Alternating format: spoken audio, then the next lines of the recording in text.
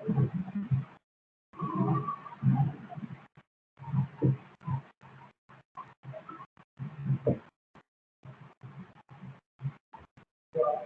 everyone,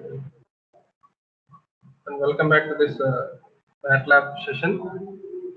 Today, in this digital communication lab related experiments, today we are going to analyze the time division multiplexing process and as well as time division demultiplexing process by using MATLAB with some MATLAB code. Okay, before understanding that MATLAB code, so let us try to understand what is the basics of time division multiplexing.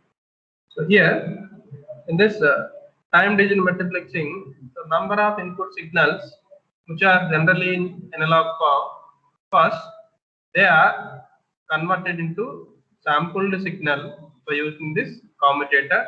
So here this is like a switch.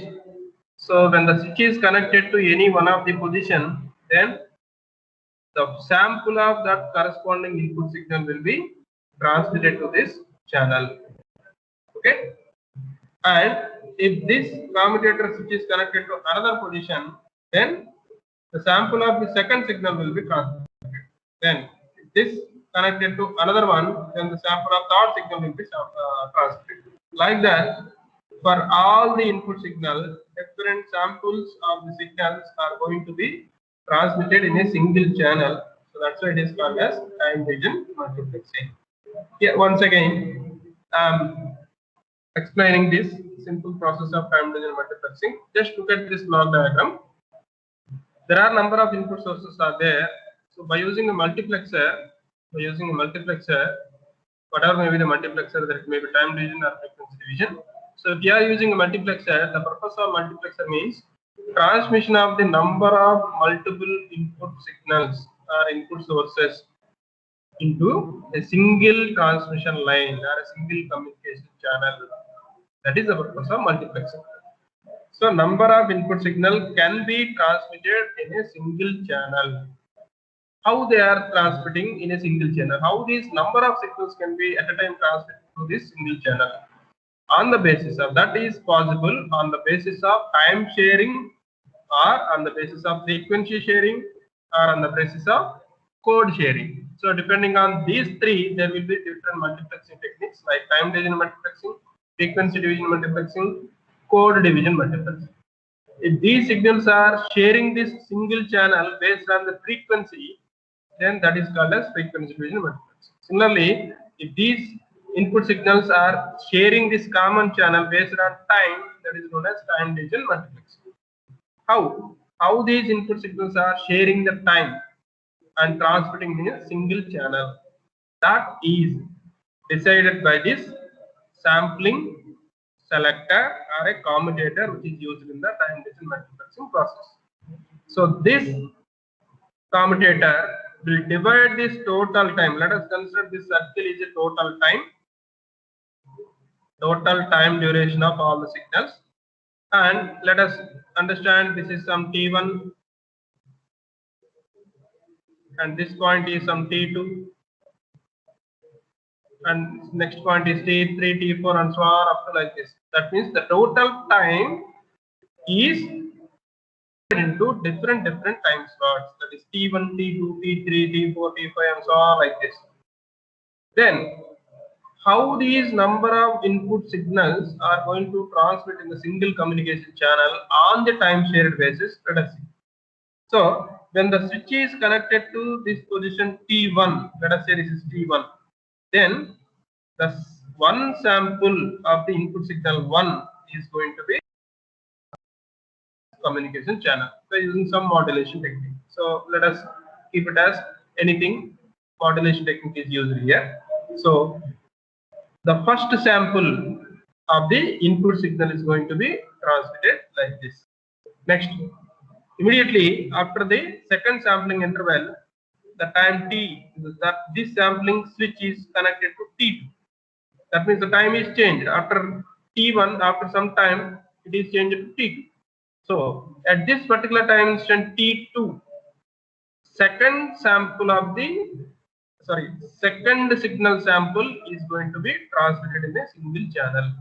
Next, again after some time, the switch is changed to T3. Then third sample of the signal, third sample of the third signal. You can also say that third signal sample is going to be transmitted. Then if the switch is connected to T4, fourth signal sample is transmitted. T5, fifth signal sample is transmitted. Like that, this cycle is going to be rotated like this. For example, let us consider there are let n be 10. Let us consider this 10. So there will be 10 sampling time intervals which are divided based on the total time. So let us type that. Let's assume that T1, T2, T3, T4, T5, and so on up to T10. So for T1, at the instant of T1, first signal sample is transmitted. At the instant of T2, second signal is transmitted. T3, third signal transmitted, and so on. 10 at T10, it is completed. T10, last one. 10th signal sample is transmitted. Like that, all 10 samples of the signals are transmitted as a single frame, in a time division multiplexer channel. That means, what is the meaning of single frame? A frame contains all the first samples of the signals, all 10 samples of the 10 signals. Nothing but one frame. Next, what happens? So since one cycle is completed, so during the next cycle of commutator, again T1 is selected. So second sample of the signal is transmitted. Again T2 is selected. So second sample of this second signal is transmitted. T3, T4, and so on up to T10. So during this second rotation, again second frame, that is frame 1 is completed. Frame 2 is transmitted. So in frame 2, all the second samples of the signals are transmitted. Next, in frame 3, all third signal samples are going to be transmitted. Like that, frame by frame, the time division multiplexer signal is going to be transmitted in a single channel. So each frame consists of multiplexed signal of all the 10 input signals. So again, in the demultiplexing process, it will be reversed. So for each and every sampling time from this frame which contains 10 sample signals, so each sample is separated and demultiplexed at each and every output. That is what the exact process of time division multiplexing. So if you observe in our practical way of mobile communication also, since we have only one single tower in your area, so but there are number of mobile phones which are operated continuously at a time. So how they are communicating? How many users can able to share the single channel? So all those multiple users are communicating based on this multiplexing process that is considered as a time division multiplexing. So on the basis of time, at every instant of time, your voice signal is going to be converted into sample signal, and each sample of your voice signal is transmitted at every instant of T1, and second user may be there. The second user samples are going to be transmitted at every time instance of T2. So similarly, third user samples are going to be transmitted at every time instance of T3. So after cycle is completed, again T3 term comes. So at that T3 instant, again third user sample is going to be transmitted. So like that, whenever their turn comes, that user is going to transmit that particular sample values. So like that, all the sample values are going to be transmitted at every instant of that particular sampling time. So if you generally observe, there will be some delays because one sample is transmitted of the user 1 at time instant T1, then to transmit the next sample, the user 1 has to wait until this completion of this rotation. Again, when T1 comes, second sample will be transmitted. So if you generally observe, there will be some delay.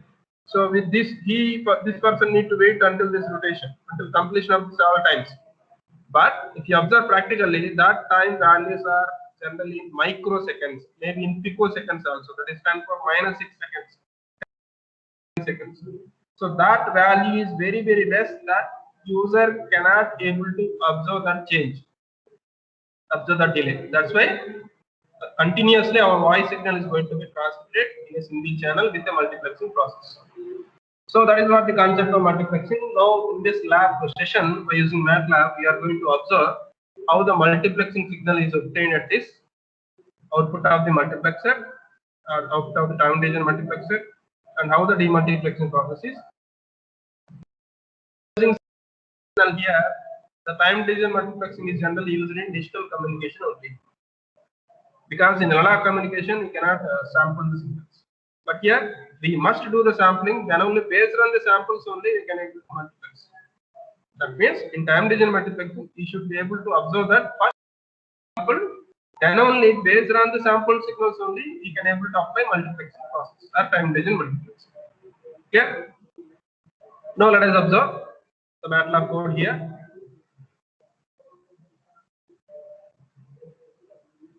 So here,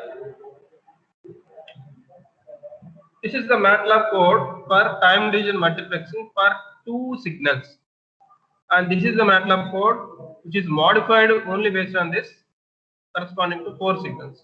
So in the first case, let us consider 2 signals here like this. Let us consider 2 signals only. How these 2 signals are multiplexed. Now, so this is the general things, clearing all the values here. After that, one signal is generated as a sinusoidal signal, and for this sinusoidal signal, x limit, that is time axis, is represented from 0 to 4 pi. This is the minimum value is 0 and maximum value is 4 pi. That's the sinusoidal waveform having the intervals of 0 to 2 pi. Here I am taking double value. So 0 to 4 pi is the range of the time axis of the sinusoidal signal, and the range is varied in the interval of 0.5. So this is the general representation of time axis of any sinusoidal or analog signal. Now here, next, the sinusoidal signal, signal 1, let us take that signal 1 as sinusoidal signal, signal 2 as the triangular signal. So signal 1 is equal to 8 into sin x. This is general formula for any sinusoidal signal. Let us take that is x1 of t is equal to 8 into sin 2 pi of ct, or to sin 2 pi of t. Let us take that. So here, signal 1 is equal to 8 into sin x, that is 8 is the amplitude value, and L is the length of the signal 1. So let us consider the length of this sinusoidal signal is equal to L, which is stored in a variable, that is L. Okay. So length in the sense number of time axis or number of values on the x-axis.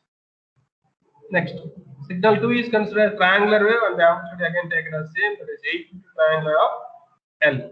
So this function triangular from length will give you the triangular waveform within that length of the signal. Here length of the input signal and this signal is also same. So within the same length we can able to obtain the triangular wave.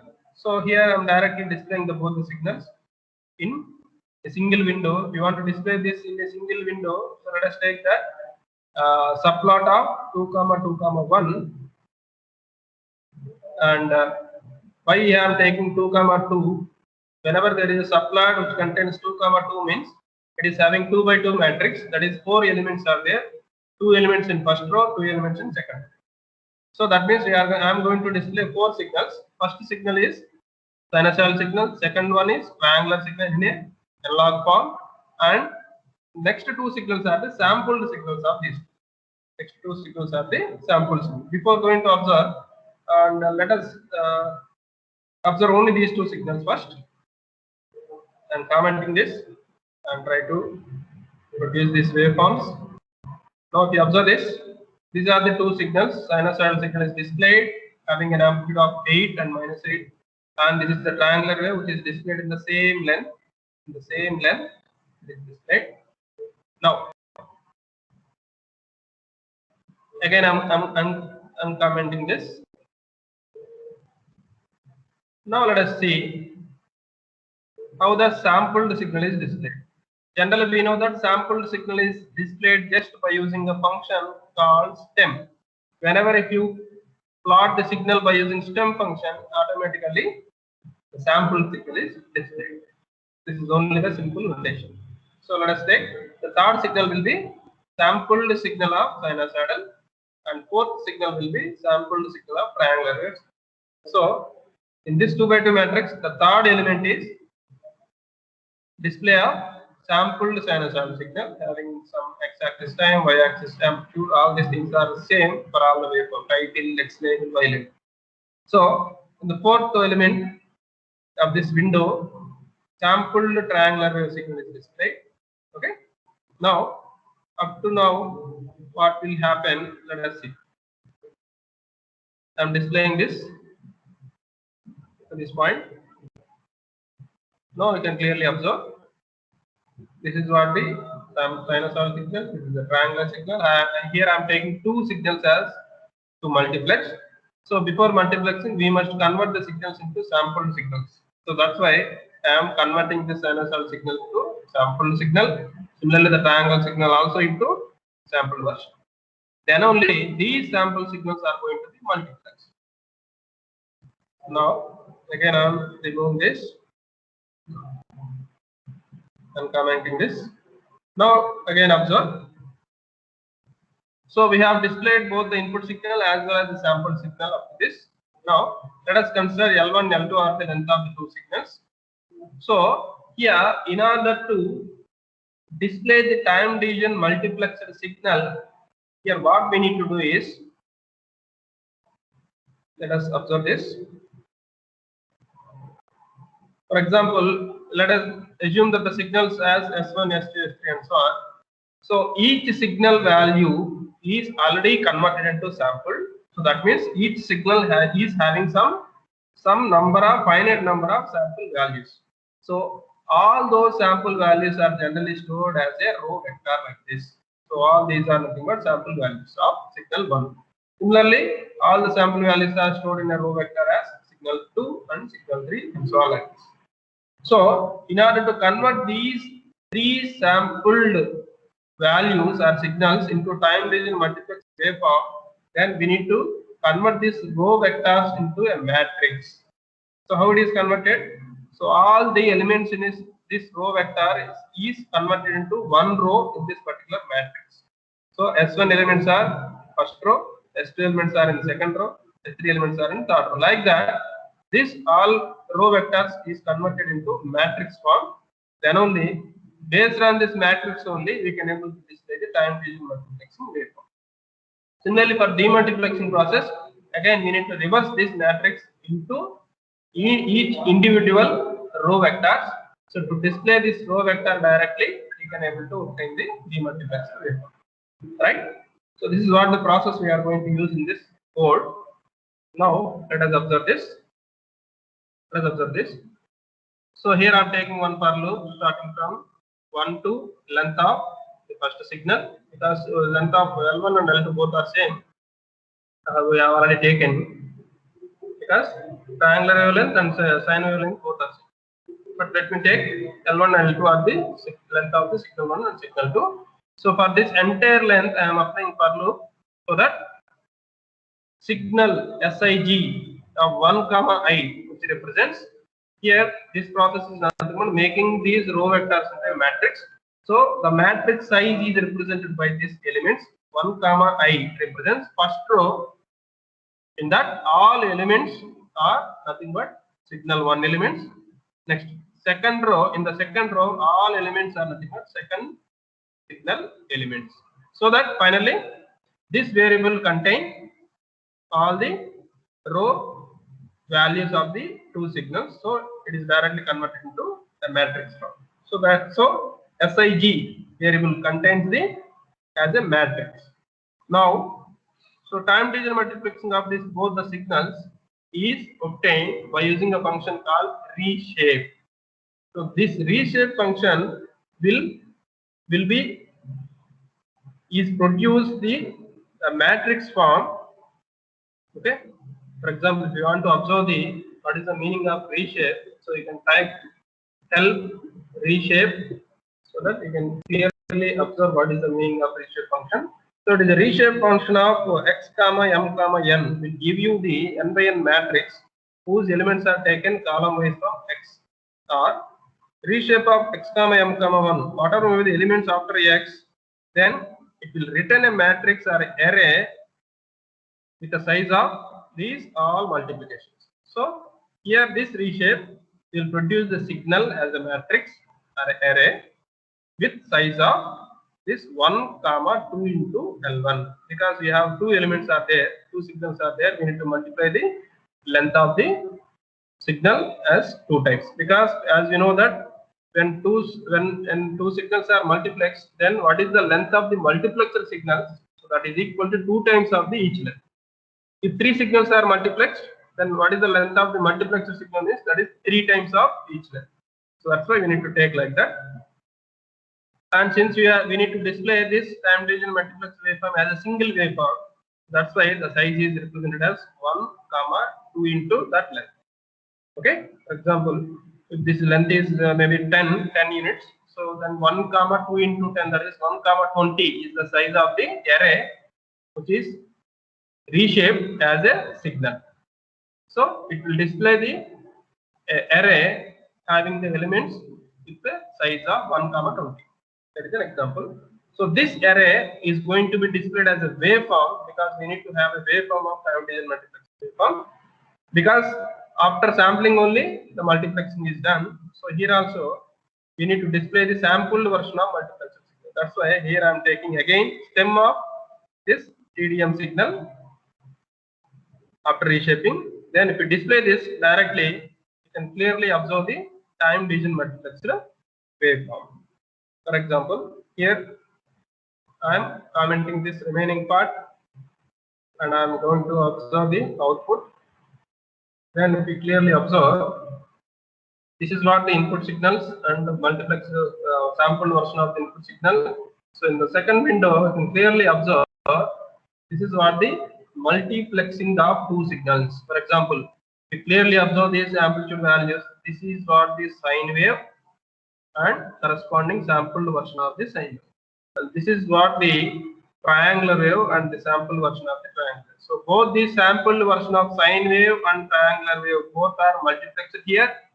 Both are multiplexed here as a single waveform containing some number of samples. So if you can clearly observe how the multiplexing is done carefully, then if these are the samples of the sinusoidal signal, then between these samples, the triangular wave samples are going to be displayed.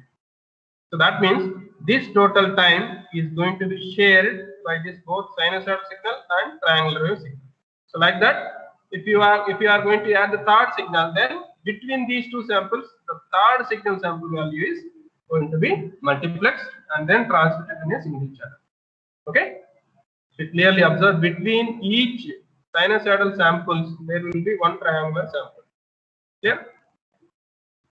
Between each sinusoidal sample there will be one triangular sample. Like that, these two signals are going to be multiplexed. This is very clear understanding. You must be able to know how these sampled signals are multiplexed. Okay.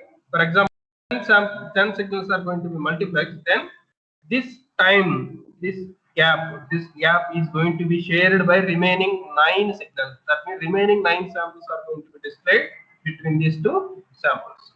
That's how the time is shared, and then number of signals are going to be multiplexed here. Now let us observe the demultiplexing process also.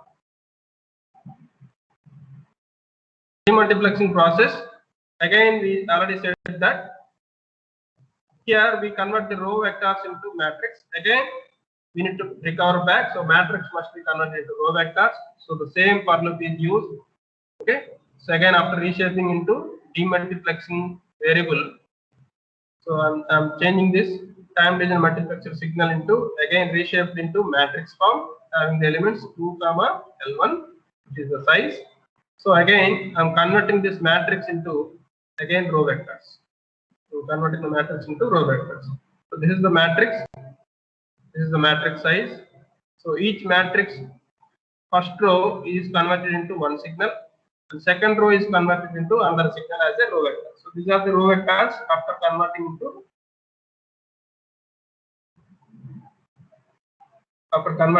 vectors. So these are the two different row vectors. These two different row vectors are named as signal 3 and signal 4. That is nothing but demultiplexer signals. So directly I am displaying these two signals after demultiplexing. Then these signals must be original signals, not a sample signal. So that's why I am using this plot function again. Plot of signal 3 will give you the recovered sinusoidal signal. Plot of signal 4 will give you the recovered triangular signal. So these two signals are plotted in a single window. That's why a subplot of 2, 1 side is taken. So if you display these two directly, then what will be the outputs here? Now carefully observe. This is what the input signal. Two signals are going to be multiplexed. So before multiplexing, these two signals are going to be sampled. After sampling, both the signals are going to be multiplexed as a single signal. This is what multiplex signal on the basis of time share. And finally, this is what the demultiplexed or recovered sinusoidal signal and recovered triangular signal. You clearly observe both the wave shapes are same. Similarly, the amplitudes are also same, 8 volts and 8 volts. Clear? So this is the time division multiplexing and demultiplexing process, which is in a more detailed way.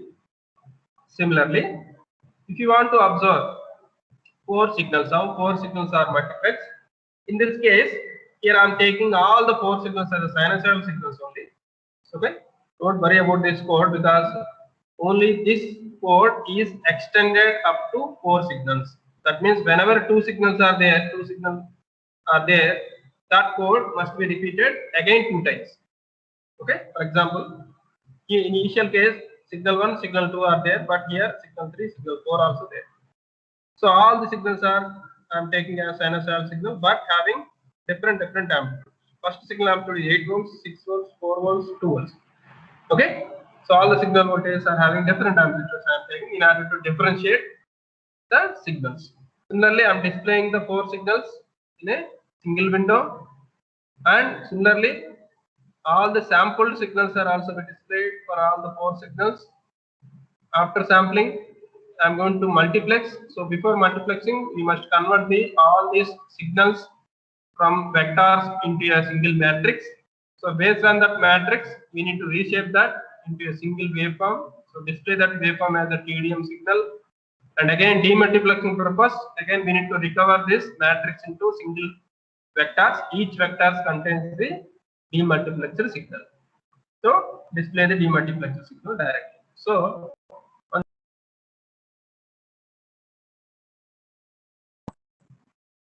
if you observe this, I have taken 4 different sinusoidal signals.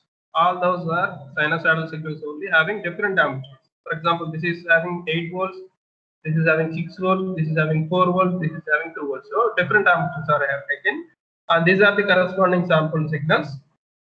Next, what is the multiplexer waveform for this? This is what the multiplexer waveform. So you need to carefully observe what are the 4 signals here. For example, the first signal is having the amplitude of 2 volts. So this is what the samples of 2 volt sinusoidal signal, the corresponding samples here. Next signal is 4 volt sample sinusoidal signal. This is what. Next, 6 volts amplitude sinusoidal signal, and 8 volts amplitude. Finally, 8 volts amplitude sinusoidal. All these 4 signals are multiplexed and combined as a single signal. So if we carefully observe, this is the first one sample of 8 volts sinusoidal signal. This is the another sample of 8 volts of sinusoidal signal. I have already said that multiplexing is done based on the time shared basis. So between these two samples, this total time is divided into 4 parts. In each part, one sample is transmitted. For example, between these two samples of 8 volts sinusoidal signal, the remaining 3 samples of the 3 signals are going to be multiplexed here, transmitted here. So this is the one sample of 2 volt signal, this is one sample of 4 volt signal, this is one sample of 6 volt signal. Like that, this gap or time is going to be shared among these different signals, so that they are multiplexed and transmitted in a single channel as a single signal. On the whole, if you observe this kind of signal, it looks like a single signal having some number of samples, both in amplitude, in positive and negative durations. Okay, this is the process of multiplex. Similarly, if you observe the demultiplexing, all those 4 signals are going to be demultiplexed again as the original sine waves, like this. So recovered signal 1, 2, 3, 4, and so on. And if you observe, the amplitude is also same, 8 volts, 6 volts, 4 volts, and 2 volts. So this is the MATLAB code and the corresponding explanation and representation of multiplexing and demultiplexing waveforms. Okay, so thank you all to listen to this class. So that's it for the class. So thank you very much.